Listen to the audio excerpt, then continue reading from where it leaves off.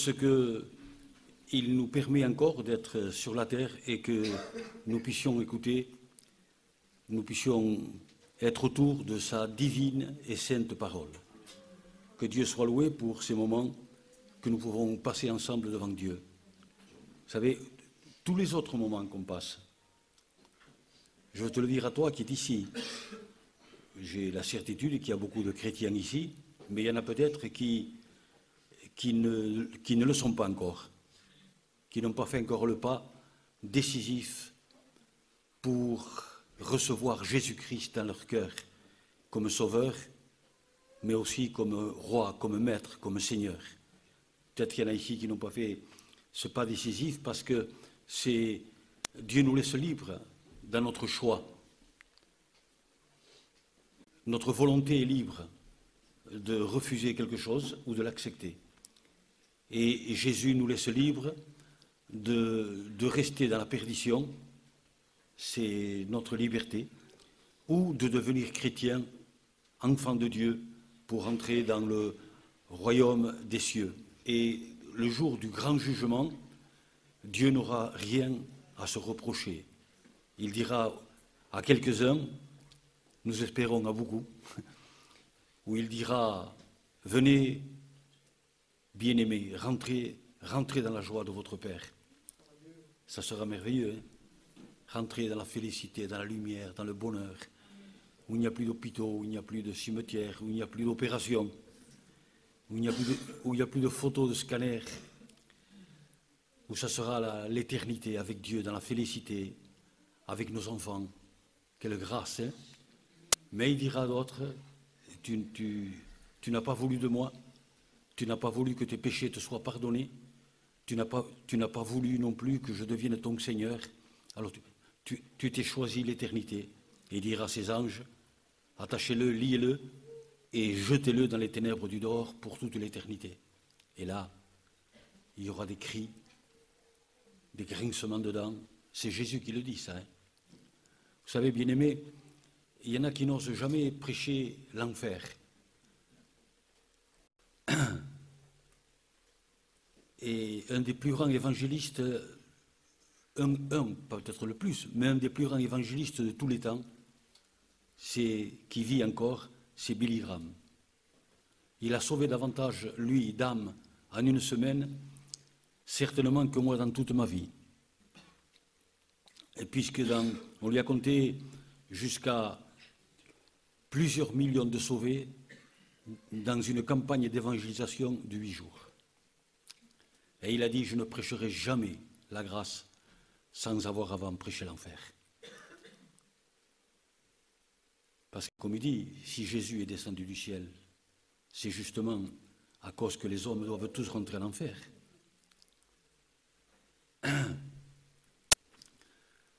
Mais la personne qui a parlé le plus de l'enfer, vous savez qui c'est? C'est Jésus. Le plus qu'a parlé de l'enfer, c'est lui, puisqu'il est descendu pour cela. Alors lisez les évangiles et vous verrez combien de fois Jésus parle du feu qui ne s'éteint point, du ver qui ne meurt point, de cet endroit horrible. Alors, souvent, je ne peux pas m'empêcher, avant de lire un passage de la parole de Dieu, un passage, je ne peux pas m'empêcher de penser à cela. Combien de gens, Seigneur, sont venus aux réunions depuis 2000 ans? Mais combien? Je le saurai au ciel. Des milliards, certainement, depuis 2000 ans à aujourd'hui, n'est-ce pas? Eh bien, et combien sont maintenant avec lui? Parce qu'ils ont dit, oui, Seigneur, me voici, je suis un pécheur, pardonne-moi, maintenant je veux vivre avec toi et marcher avec toi, comme ils sont là dans la gloire, dans la félicité, dans le bonheur, et certainement avec leurs enfants.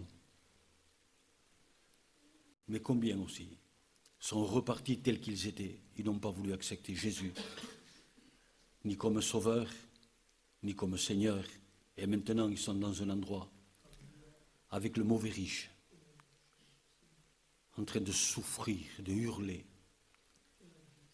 Souvent que je suis à la réunion comme ça et que je dois prêcher, je ne peux pas m'empêcher de penser à cela.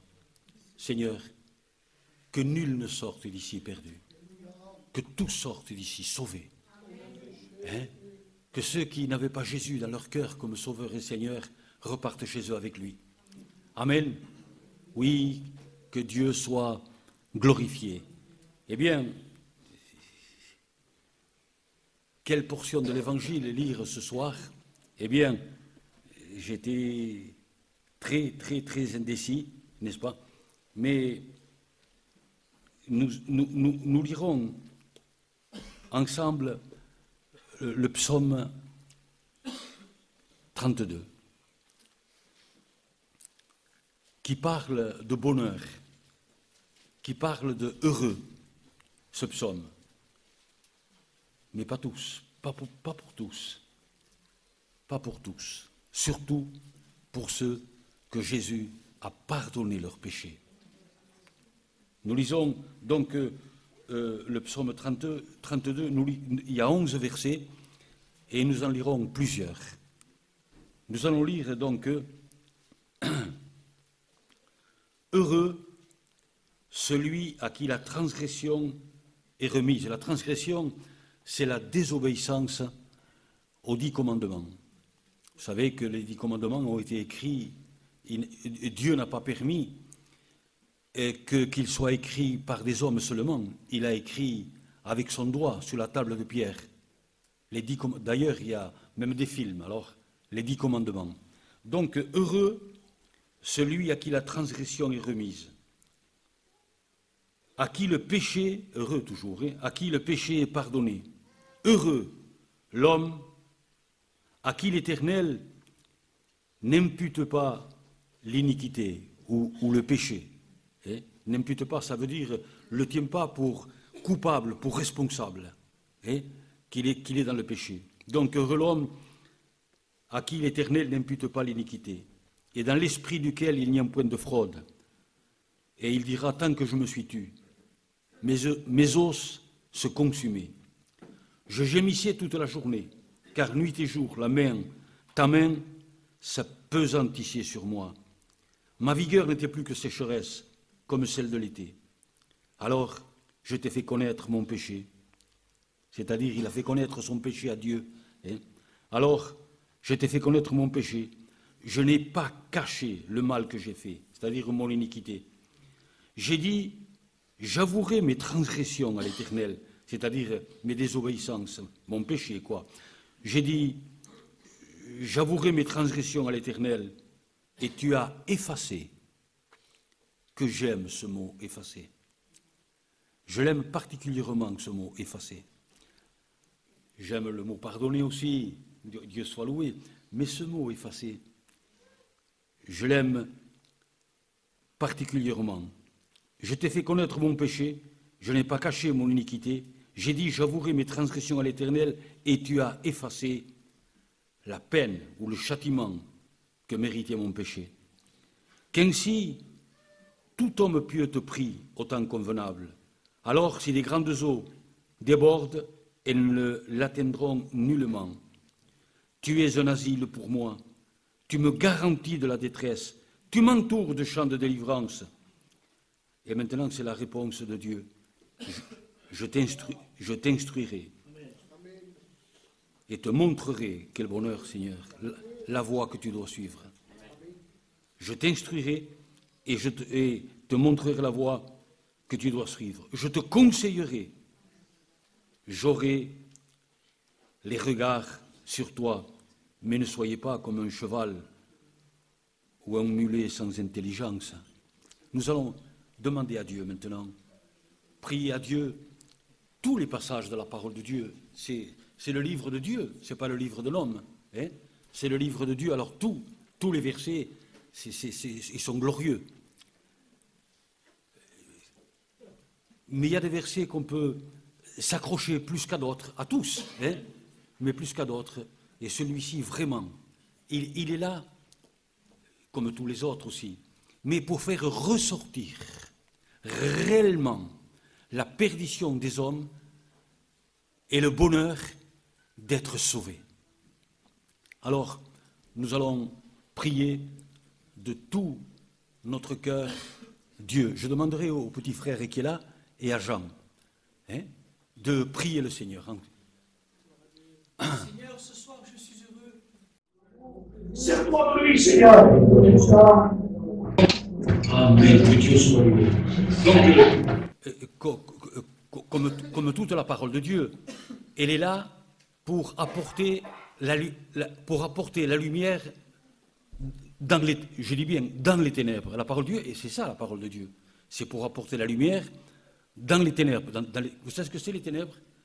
Ténèbres veut dire obscurité, nuit totale. Obscurité absolue. C'est vilain, les ténèbres. L'obscurité absolue où on ne voit absolument pas. C'est vilain. Et la Bible déclare, la parole de Dieu déclare que tous les hommes sont dans l'obscurité totale sur la terre, de tous les temps. Et nous dirons en quelques mots pour quelles raisons. Et là, la parole de Dieu, c'est pour apporter la lumière, c'est-à-dire pour ouvrir les yeux des aveugles, non pas des aveugles qui voient le jour, c'est pas ça. Hein. La Bible déclare qu'elle est là pour ouvrir les yeux des aveugles, la parole de Dieu. Et là, je le répète pour la 3e fois, pour ouvrir les yeux des aveugles spirituels. Je vais vous mettre un exemple. Moi, par exemple, et qui prêche l'évangile de mon bon Sauveur ce soir, eh bien, j'étais aveugle. Avant de connaître la parole de Dieu, j'étais aveugle spirituel. Je ne savais pas que jour après jour, heure après heure, minute après minute, seconde après seconde, je me dirigeais vers l'enfer. J'étais aveugle. Et pourtant, s'il y avait quelqu'un de religieux, c'est chez moi. Je dis bien, c'est chez moi. Vous allez croire que je me vante de quelque chose. Non, absolument pas. Il y en a qui disent que j'ai ma religion. Mais ils vont à la messe que pour les enterrements, pour ceux qui s'appellent un baptême, sinon l'Église catholique ne les voit jamais. Chez nous, c'était pas ça. Mon père disait qu'il était catholique, mais il pratiquait sa religion. Ça lui arrivait d'aller jusqu'à 20 fois par mois à l'église. Et je suis modeste. Hein? Il pratiquait sa religion. Quand on faisait un voyage avec lui, hein, bien sûr, il nous faisait conduire, parce qu'il était déjà âgé, et nous plus jeunes, il avait un chapelet. Et il égrenait, même s'il y avait 500 km. Et à cette époque-là, pour faire 500 km, il n'y avait pas d'autoroute. Hein. Il fallait des heures, hein, je vous le dis. Il avait son chapelet sur ses genoux, et il égrenait grain après grain, hein, tout son chapelet. Toute la route, il priait. Quand j'étais gosse, il me faisait faire des cours de catéchisme particuliers par 2 prêtres, par 2 curés. C'est pour vous dire il croyait donc à sa religion. Je ne sais pas s'il croyait en Jésus, mais il croyait en sa religion. N'est-ce pas? Donc, j'avais cet enseignement. Et j'étais totalement aveugle. Je ne savais pas que jour après... Si je serais mort à cette époque-là, je serais aujourd'hui dans le feu éternel, c'est-à-dire dans le séjour des morts, où il y a des cris et des grincements, où un homme nous explique Jésus qui est là, qui hurle. Je souffre horriblement dans ces flammes, mais je ne savais pas que je me dirigeais vers ça. J'étais aveugle. Et quand la parole de Dieu est arrivée, n'est-ce pas? Elle est là pour ouvrir les yeux des aveugles. Et là, j'ai compris, mes yeux se sont ouverts. Qui est des yeux qui s'ouvrent ce soir ici? Mais non pas par la beauté d'une prédication, uniquement par l'Évangile. Je dis bien uniquement par la parole puissante et glorieuse de Dieu. Amen. Et voici donc là, cette parole de Dieu pour ouvrir les yeux, et c'est des passages particuliers, cela, pour ouvrir les yeux des aveugles spirituels. nous trouvons ceci, heureux, heureux, heureux. Vous avez vu le nombre de fois qu'il est écrit heureux? Tenez, juste dans ce seul verset, regardez, heureux celui à qui la transgression, c'est-à-dire la désobéissance à Dieu, lui est remise, à qui le péché lui est pardonné. Heureux l'homme à qui l'Éternel n'impute pas, ne lui impute pas l'iniquité, c'est-à-dire ne le condamne pas pour son péché, ne le rend pas responsable. Vous avez vu le nombre de fois heureux, heureux. Mais je voudrais dire de suite, et je l'ai dit souvent dans les églises, en français heureux, ça signifie quelque chose, mais pas grand-chose, par rapport à l'éternité.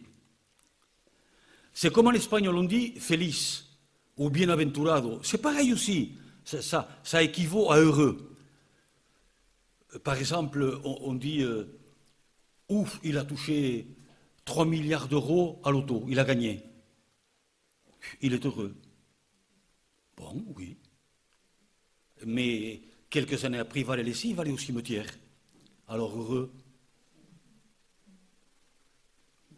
Et avant de mourir, il aura peut-être le regret, je laisse 50 milliards.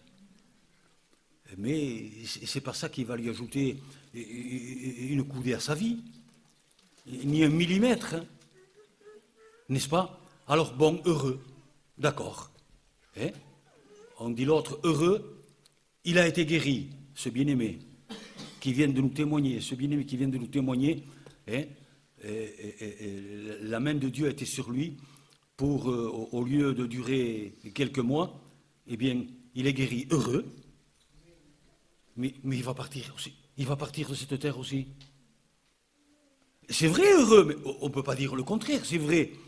Mais il va partir 30 ans avant ou 30 ans après, se faire arracher la dent, maintenant ou dans 15 jours, se la faire arracher. Alors heureux, oui. Tandis que dans la bouche du Seigneur, dans la parole de Dieu, heureux, n'a pas du tout la même signification. Vous savez ce que ça veut dire? Dans le texte intégral, original, vous savez ce que ça veut dire? C'est ce heureux-là, la plénitude du bonheur. Ça, c'est autre chose. La plénitude du bonheur pour toute l'éternité. Oui, là, c'est heureux. C'est un heureux qui nous quittera jamais. C'est une plénitude du bonheur. Que Dieu soit loué pour cet heureux. Vous avez vu, heureux à qui le péché lui est pardonné. Heureux à qui Dieu ne lui impute pas sa transgression, sa faute. Heureux à qui sa transgression, c'est-à-dire sa désobéissance, lui est remise. N'est-ce pas? Heureux. Mais pourquoi, dans la bouche de Dieu, de la parole de Dieu, pourquoi cette plénitude du bonheur? Parce que le péché est pardonné. Parce que la désobéissance lui est remise. Parce que Dieu ne lui impute plus, c'est-à-dire ne le tient plus pour coupable. Ne le tient plus pour responsable du péché. Heureux. Mais pourquoi tant heureux, cette plénitude du bonheur? Il y a, laissez-moi vous le dire ce soir, quelques raisons à cela. Pourquoi Dieu se fatigue là à dire heureux celui-là, heureux celui-là, heureux? Il a la plénitude du bonheur pour toute l'éternité. Mais pourquoi si heureux? Pourquoi cette plénitude du bonheur que Dieu dit que Dieu déclare par sa bouche? Pourquoi? Regardons, premièrement, heureux, parce que celui à qui Dieu lui a pardonné son péché peut se présenter et se tenir devant Dieu. Celui à qui le péché ne lui est pas pardonné, comme à moi, avant ma conversion, j'étais un pécheur. Tout simplement, j'étais en état de péché, n'est-ce pas? Alors, un pécheur, je dis bien un pécheur, ne peut pas se présenter devant Dieu. Ne peut pas se tenir devant Dieu. Il est tout seul. Je dis bien, il est orphelin. Il y en a qui vont dire ici, moi je ne suis pas orpheline, moi je ne suis pas orphelin.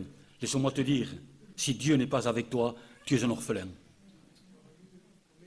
tu es un pauvre type, comme je l'étais moi autrefois, ou tu es une pauvre typesse. Excuse-moi de le dire. Oui, sincèrement, oui. Parce que si Dieu n'est pas avec toi, qui va te garder? Qui va te protéger? Nous savons que même la vie physique ne nous appartient pas.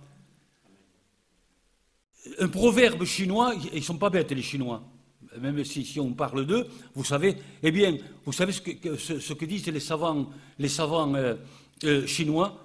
L'homme est une bougie allumée entre deux courants d'air. Voilà ce qu'est la vie d'un homme. Mais c'est vrai.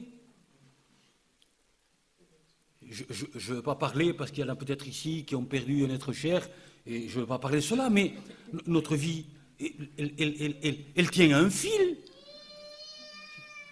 Notre vie est rien du tout.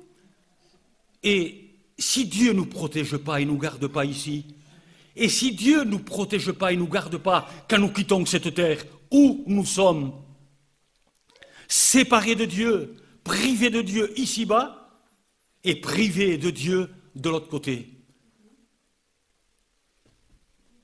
Dans un endroit où c'est rempli de démons, de mauvais esprits, qui hurlent et qui souffrent, être là, et que Dieu lui-même ne peut rien pour nous, parce qu'il y a le péché en nous. Dieu ne peut pas, nous le prêchons et nous le visons, ne peut pas accepter les rayonnements de la sainteté de Dieu, ne peuvent accepter le péché. Donc tout seul sans Dieu, tout seul, et il y en a combien qui se sont rendus compte de cette solitude? Tu peux avoir 30 frères, 1000 cousins, parce que les gitans, on en a beaucoup de cousins, vous savez, 1000 cousins. Tu peux avoir plein de familles, plein de copains, mais si Dieu n'est pas avec toi, tu es tout seul. Dieu a créé l'homme, et il y a une place dans le plus profond de notre esprit, de notre âme, et cette place, c'est la place de Dieu. C'est l'empreinte de Dieu en nous, et si Dieu n'y est pas, nous sommes tout seuls. Et c'est pour cela, mes amis, c'est pour cela qu'il y a un vide. Dans la vie du pécheur, il y a un vide. Celui à qui les péchés ne lui sont pas pardonnés, il y a un vide. Tu peux avoir plein de familles, plein d'amis, plein de copines, plein de copains, il y a un vide. Et combien qui sont arrivés, qui devaient être, eux, dans le mot français et dans le mot humain, qui devaient être heureux, et c'est des misérables. J'ai connu moi-même des hommes qui sont arrivés à une hauteur en parlant d'argent, par nez, qui sont arrivés à une hauteur. Et une fois, j'en ai rencontré un à Lisbonne, là-bas dans la capitale du Portugal. Et il s'appelait El Gitano Portugués. C'était le plus grand chanteur à cette époque de par là-bas. Et même ses chansons, tu as entendu parler, même ces chansons venaient ici. C'est des gens qui pouvaient fêter le milliard ou plusieurs milliards. Et on l'a trouvé, il a su qu'on était des hommes de Dieu évangélistes. On l'a trouvé en pleine rue. Mais c'est gitan aussi.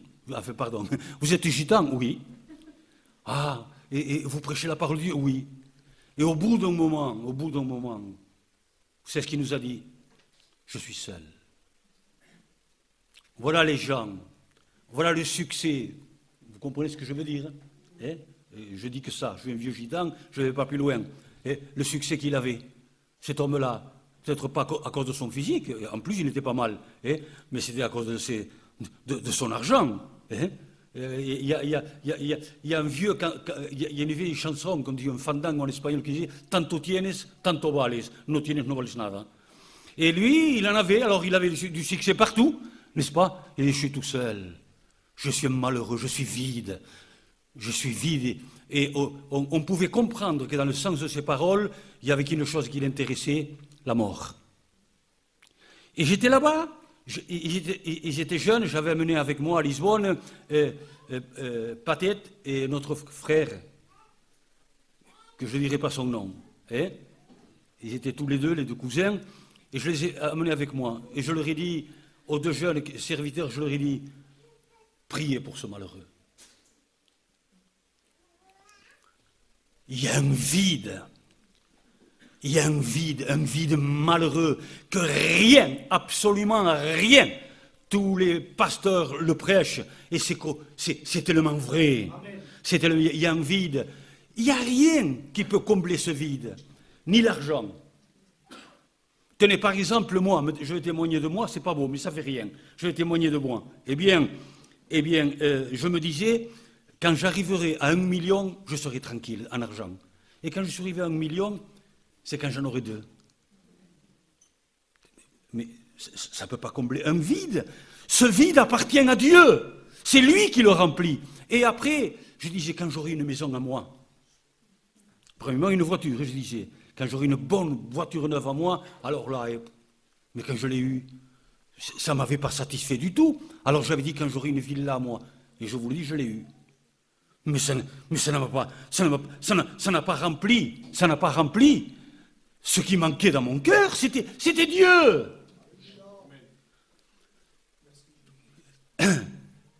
Un exemple, mes poumons,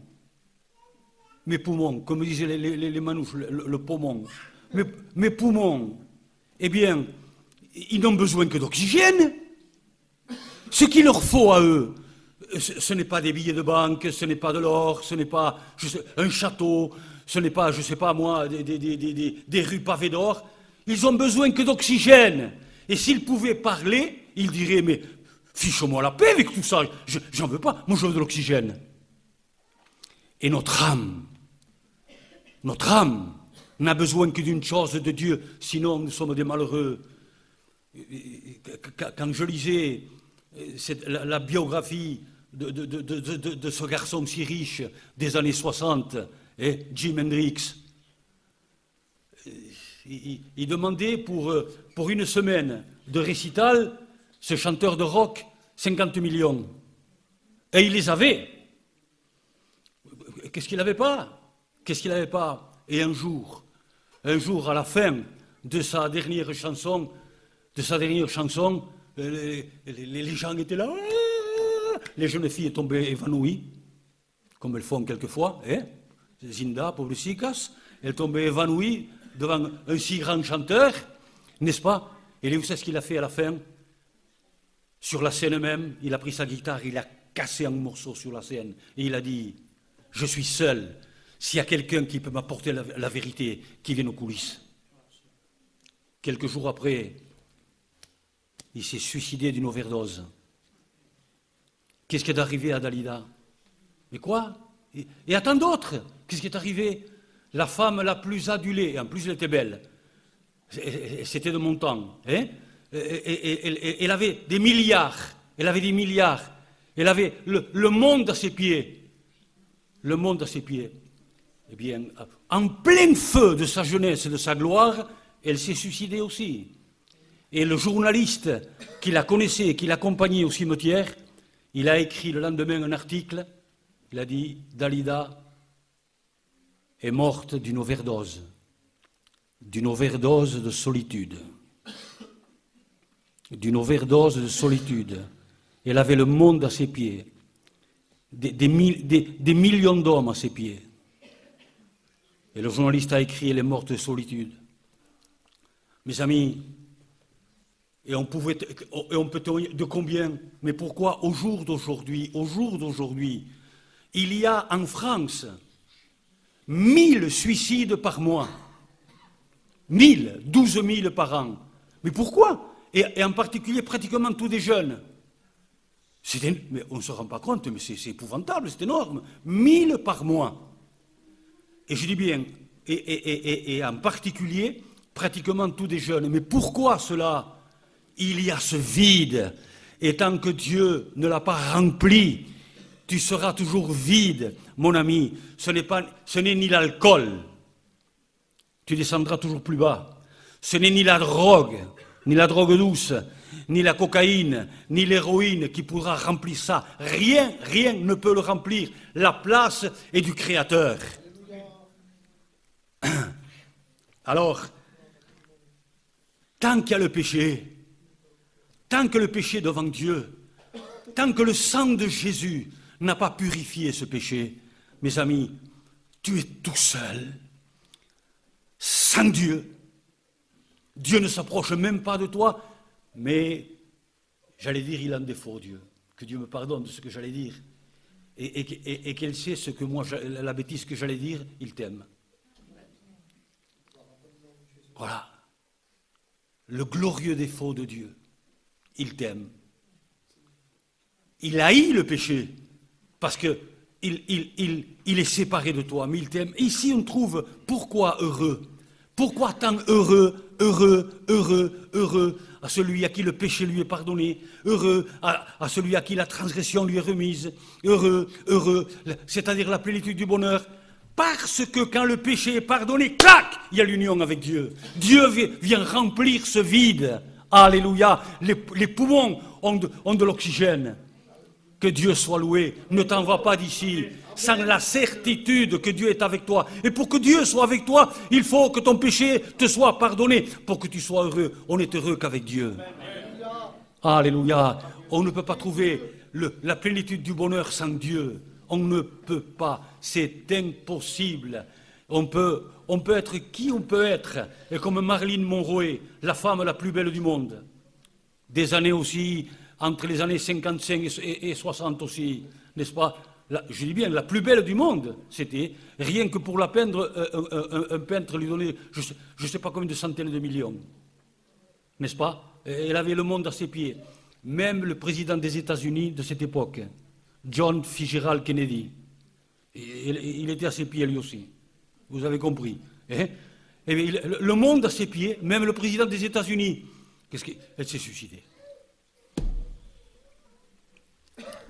Ah, ne t'en va pas d'ici, sans que tu peux dire « Je suis heureux, je suis heureuse, j'ai la plénitude du bonheur, mes péchés me sont pardonnés. » Si Dieu le dit ici, la plénitude du bonheur, mais qu'à ceux que leur péché leur est pardonné. Est-ce qu'ici, tu as la certitude, la conviction concrète, absolue, que tes péchés te sont pardonnés? Alors dis, je suis heureux. Est-ce que tu as cette certitude? Alléluia. Est-ce que tu peux avoir ce bonheur? Ne regarde pas ton âge, ça ne compte pas. Les 1000 suicides par mois, c'est en particulier tous des jeunes. Mais il y a bien quelque chose pour que quelqu'un se jette de la tour Eiffel en bas.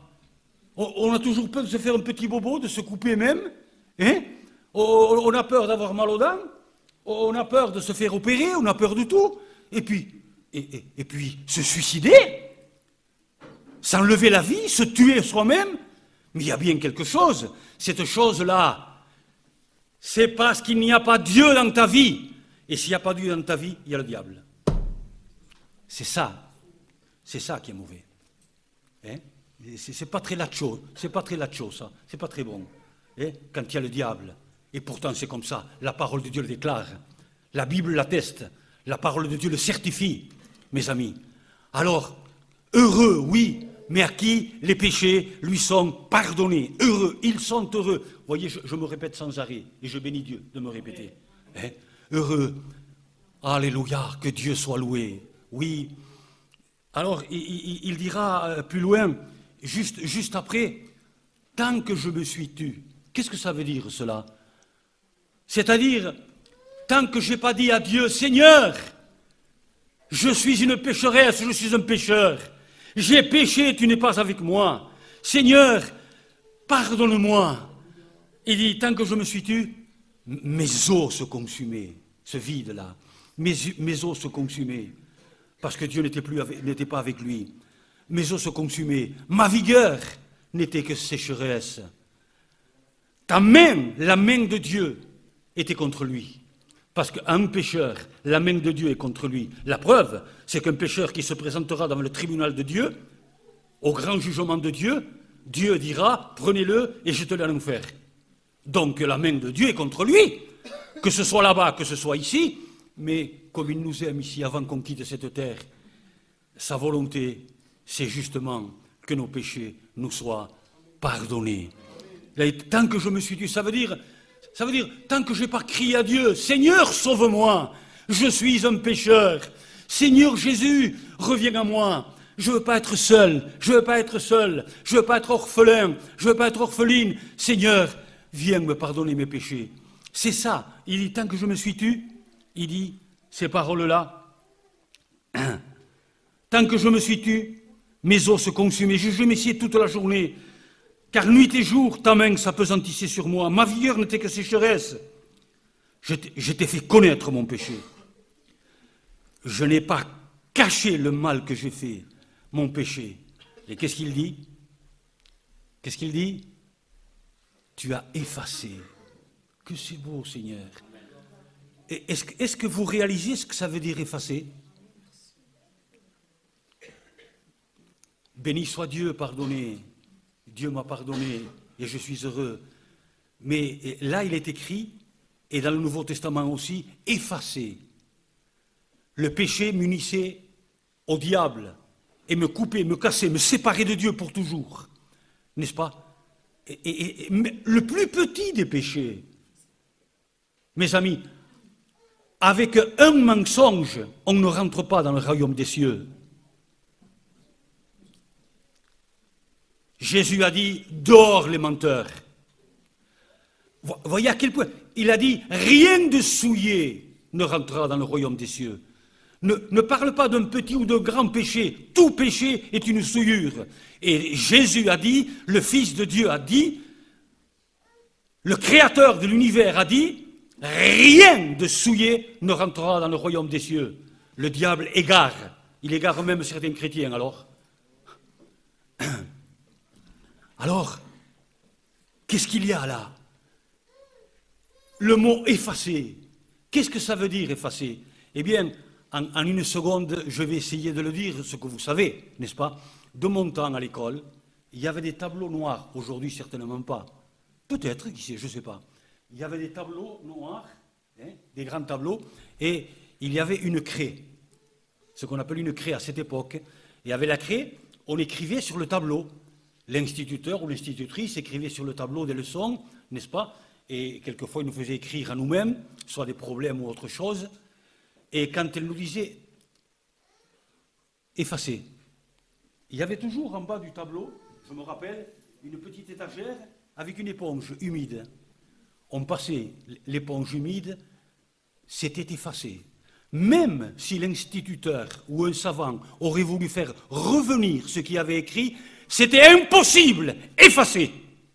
Ça n'existait plus. Je dis bien, ça n'existait plus, effacé. Il efface nos péchés. Tu as effacé mon péché. Alors, heureux. Et il continue à dire ces paroles extraordinaires, et tu as effacé la peine de mon péché. Et après il dit, et qu'ainsi tout homme pieux te prie. Sinon il ne pouvait pas te prier avec le péché. Puisque la prière même du pécheur est une abomination devant Dieu. Alors il dit que tout homme pieux prie. C'est le temps où le péché est pardonné, où Dieu t'écoute, tu vis avec Dieu, Dieu vit avec toi. Gloire à Dieu. Est-ce que ton péché est effacé? Parce que nous resterons quelques minutes de plus. Pour le restant, il y a la réponse de Dieu et la protection de Dieu, n'est-ce pas? Mais je voudrais m'adresser ici maintenant. Pour ceux qui n'ont pas la certitude absolue, je vous en supplie. On peut rentrer dans l'éternité d'une seconde à l'autre. Que dis-je d'une seconde? D'une fraction de seconde à l'autre. Cet homme-là, qui s'appelle Moro, avait un cousin à Oloron. Vous le voyez à lui? Encore plus. Je ne sais pas si une fois, le pare-brise de son camion, s'il n'a pas cassé à coup de poing. Un monstre. Un monstre de force. Ça, hein? Réellement. Réellement. Il était avec sa femme, là, il y a pas longtemps, là. Tout jeune, et Moro, qui s'appelle El Couteau. Et là, il était là avec sa femme, pourtant, un colosse, une force colossale. Il était là avec sa femme, et juste le docteur est arrivé.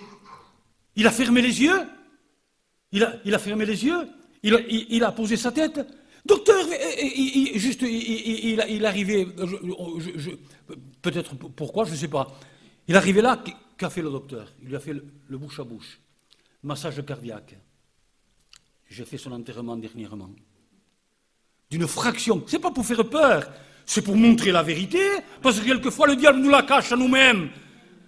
D'une fraction de seconde à l'autre, on peut partir. Soit un vaisseau qui éclate, soit qui se bouche, soit le cœur qui s'arrête, peu importe. Mais rien, nous tenons un fil. Qu'on ait 10 ans ou qu'on ait 90 ans, cela ne change rien du tout. N'est-ce pas? Alors, au nom de Jésus-Christ, est-ce que tu as la certitude que tes péchés te sont pardonnés, qui sont effacés?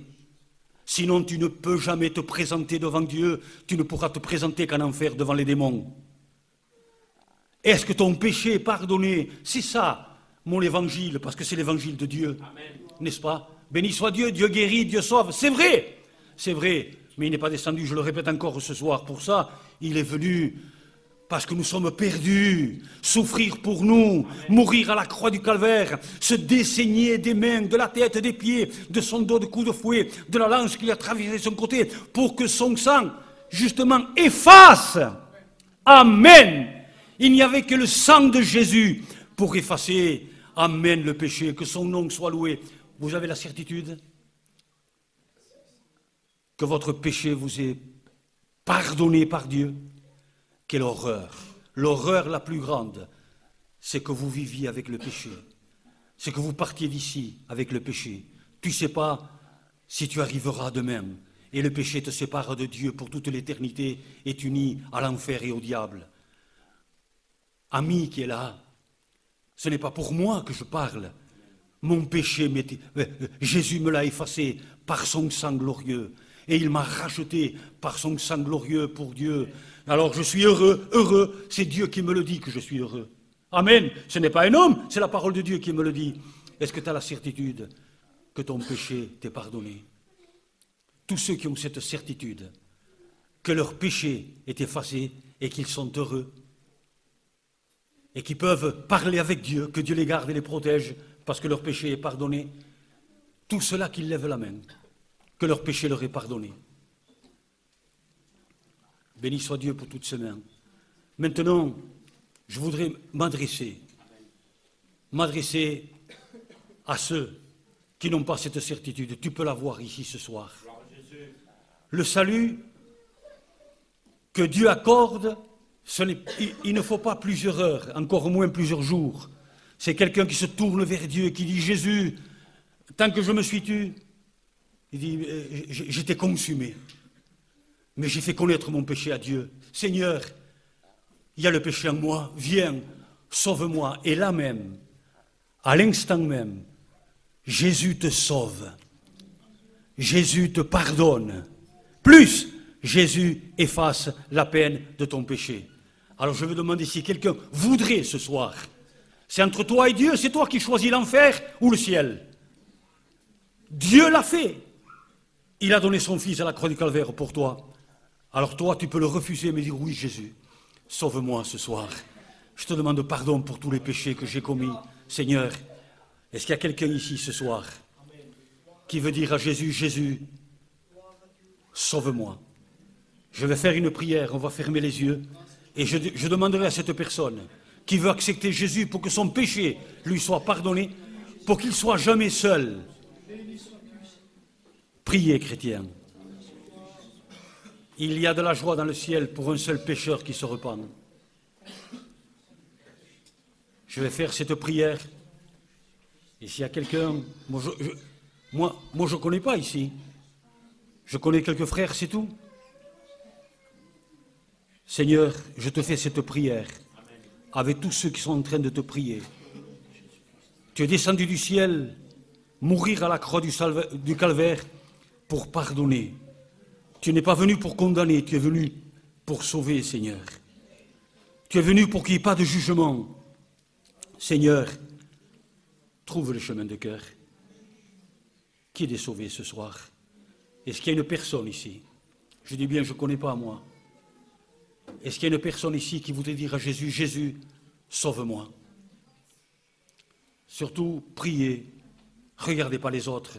Sortez d'ici avec la certitude que votre péché vous est pardonné, effacé. Est-ce qu'il y a une personne ici?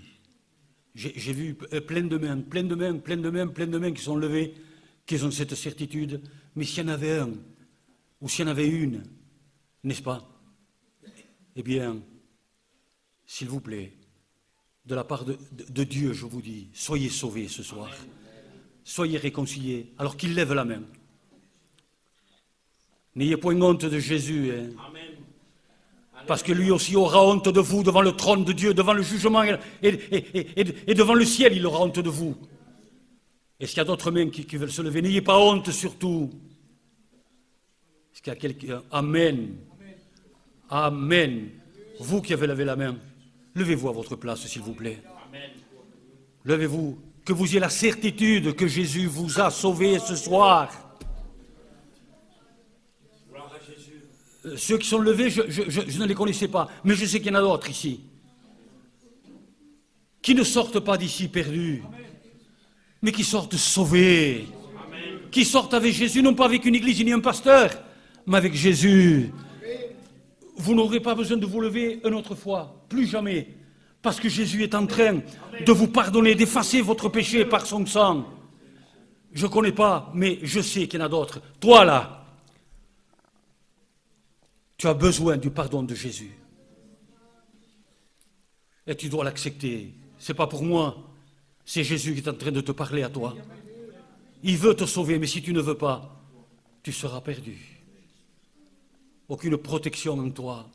Alors, nous allons prier le Seigneur. Il y a des bien-aimés qui sont debout. Chrétiens, priez s'il vous plaît. Et demandez à Dieu. Dites-lui merci à Dieu pour ces bien-aimés qui ne se relèveront jamais plus maintenant qu'ils aient la certitude que leur péché leur est pardonné, qu'ils sont sauvés pour toujours. Alléluia. Amen. Vous qui êtes levés, dites-lui Jésus, je te demande pardon. Je te demande pardon, Seigneur. J'ai crié comme il me dit ici à toi, je crie avec mon cœur à toi, que mon péché me soit pardonné, Seigneur. Efface-le par ton sang. Efface-le, que mes péchés me soient pardonnés, que j'ai cette certitude, et je veux la voir, parce que ta parole est la vérité. Seigneur, Seigneur, efface mon péché, efface-le parce que je veux être uni à toi, et tu l'effaces par ton sang, que ton sang me purifie, Seigneur. Dis-lui maintenant, Seigneur, viens habiter ce vide, viens le combler, Seigneur, parce que je t'ai accepté comme sauveur, mais maintenant, je t'accepte comme mon maître, comme mon Seigneur. Aide-moi à te suivre, aide-moi à faire ta volonté, aide-moi, Seigneur, à que plus jamais je ne pêche contre toi. Aide-moi à être rempli de toi, Jésus. Alléluia, remplis mon âme, remplis ma vie. Ce soir, je me convertis pour toujours à Dieu. Ce soir, je veux naître de nouveau de Dieu. Je veux être heureux. Et je te dis de la part de Dieu, tu es heureux, tu es heureuse, tu es heureux, tu es heureuse, parce que tu as accepté une fois pour toutes. Les autres fois, peut-être, c'était pas sûr. Là, c'est pour toujours. Avec Jésus pour toujours. Alléluia. Amen. Que tous les sauvés maintenant, que tous ceux que leurs péchés leur sont pardonnés, nous allons nous lever et glorifier Dieu. Que tous les sauvés, je dis bien, tous ceux à qui leur péché leur est pardonné, alors qu'ils se lèvent et qu'ils commencent à glorifier Dieu. Nous allons remercier Dieu de tout notre cœur. Nous allons adorer Dieu. Le remercier pourquoi? Parce que c'est par son sang qu'il a effacé mon péché. Il y a de quoi au nom de Jésus. Il y a de quoi le remercier, Seigneur Jésus. Il y a de quoi être rempli d'amour, de gratitude pour lui. Tu as effacé la peine du châtiment que je devais avoir à cause du péché. Merci, dis-lui, merci Jésus. Levons nos mains au ciel. Sans aucune lâche, sans honte, nous levons nos mains au ciel. Unis tous ensemble, comme un seul homme. Et nous te remercions, nous te remercions, nous te remercions. Nous t'adorons, Jésus. Et nous te disons merci. Tu m'as sauvé. Tu as effacé la peine de mon péché. Tu es venu remplir le vide. Il est à toi. Ce vide, c'était toi. C'était ton empreinte. Merci. Combien nous pouvons comprendre tous ici que celui qui est en Christ est une nouvelle création, que les choses anciennes sont passées, toutes sont devenues nouvelles. Merci Seigneur Jésus. Amen. Amen. À vous. Vous pouvez baisser la main maintenant, tant que nous sommes debout. Nous avons dit hier soir, et je veux me rappeler, que nous allions prier pour les malades et aussi pour ceux qui ont des besoins particuliers. Et la prière du juste a beaucoup d'efficacité devant Dieu. Hein. Pourquoi la prière du juste? C'est celui que son péché est pardonné, c'est celui-là le juste. Alors il peut demander à Dieu tout ce qu'il veut. Voilà. Alléluia. Et tandis que la prière du pécheur est une abomination devant Dieu. Qu'est-ce que ça veut dire abomination? C'est le péché le plus horrible devant Dieu. Mais la prière du juste, il est attentif, Dieu. Il t'écoute, mon petit. Il est heureux parce que tu es devenu son fils. Amen. Quelle joie, amen. Alors, je vais prier Dieu s'il y a des malades au milieu de nous. Est-ce qu'il y a un malade ou des malades au milieu de nous? Qu'il lève sa main. Dieu soit loué. Je ne prie pas pour vous si vous n'avez pas accepté Jésus comme sauveur, hein, mais j'ai vu que vous l'avez accepté. Hein, parce que moi, je ne prierai pas pour quelqu'un qui veut garder le péché, hein, n'est-ce pas, pour qu'il soit guéri, pour qu'il aille encore davantage au péché avec le diable. Alors, pour ces mains qui sont levées, recevez la guérison par Jésus-Christ. Ceux qui sont malades, laissez votre main levée. Au nom de Jésus. Et nous allons prier. Église de Dieu, priez avec moi. Prions Dieu. Seigneur, regarde ces personnes qui ont levé la main. Regarde, Seigneur, leur maladie. Regarde, Seigneur, tu es le Créateur. Tu n'as qu'un mot à dire. Et ils sont guéris. Dis un mot. T'as dit quelqu'un, et mon serviteur sera guéri. Un mot, un seul mot de toi. Et ce mot est écrit dans ta parole. Sois guéri au nom de Jésus. Disparaît, maladie. Le nom de Jésus a été prononcé contre toi. Disparaît.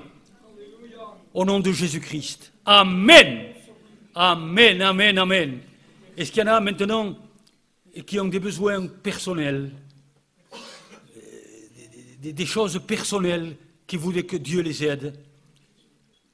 Je vais prier pour cela aussi. Alors, c'est bon. Dieu n'est pas une solution, il est la solution. Amen.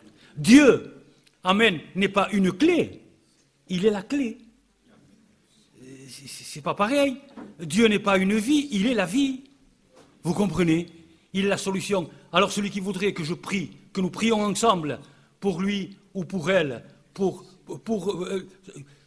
toi tu sais pourquoi, n'est-ce pas? Alors tu lèves ta main. Lève ta main bien haut dans le ciel. Et prie toi-même pour ce que tu voudrais que Dieu te délivre. Demande à Dieu toi-même. Et nous, les enfants de Dieu, nous allons nous unir à votre propre prière que vous êtes en train de demander à Dieu. Père, tu es la solution et tu es la clé. Seigneur, viens à leur aide. Libère-les, délivre-les, ruine-les, glorifie-toi. Au nom de Jésus. Amen. Amen. Et vous viendrez témoigner ici comment Dieu vous a répondu. Amen. Voilà la certitude. Amen. C'est ce Dieu que je prêche. Que Dieu soit loué. J'ai dit tout à l'heure que je devais aller plus loin, mais non, je m'arrête là. Voilà. On se retrouvera ici, donc, demain matin. À quelle heure? Parce qu'il y a le pasteur, et moi je ne suis que... lui c'est le préfet, moi je suis que le sous-préfet. Il dit que c'est vrai, mais oui c'est vrai. Et gloire à Dieu. Eh bien, on se retrouve ici, donc demain matin, pour ce culte rendu à Dieu. Ceux qui ont accepté Jésus-Christ réellement dans leur vie, et qui ont appelé au sang de Jésus pour les purifier, qui l'ont accepté comme Sauveur et Seigneur, et je prends cette responsabilité, je te demande pardon, ils peuvent venir aussi. J'ai été sauvé un dimanche matin à un culte. Ouais. Je me rappellerai toute ma vie, oh que oui que je me rappellerai, dans une assemblée de Dieu de Rochefort-sur-Mer. C'était un dimanche matin, je ne connaissais pas le Seigneur, je ne savais pas qui c'était. Avec toute ma religion, j'étais aveugle. Je dis juste que ça. Je suis rentré et quand je suis sorti, Jésus était dans ma vie. En rentrant, je ne connaissais pas Jésus et je ne voulais pas le connaître à cause de certaines choses qui étaient arrivées dans ma vie. Et je ne voulais pas le connaître, n'est-ce pas? En sortant, j'aurais donné ma vie pour Jésus. Nouvelle créature. Alors, c'est pour ça que je vous dis, c'est ma propre expérience, c'est pour ça que je vous dis, ce qui réellement avec, c'est que t'es Jésus ce soir, comme votre Sauveur et votre Seigneur, pour marcher avec lui, eh bien vous êtes invités vous aussi. Voilà, Moro.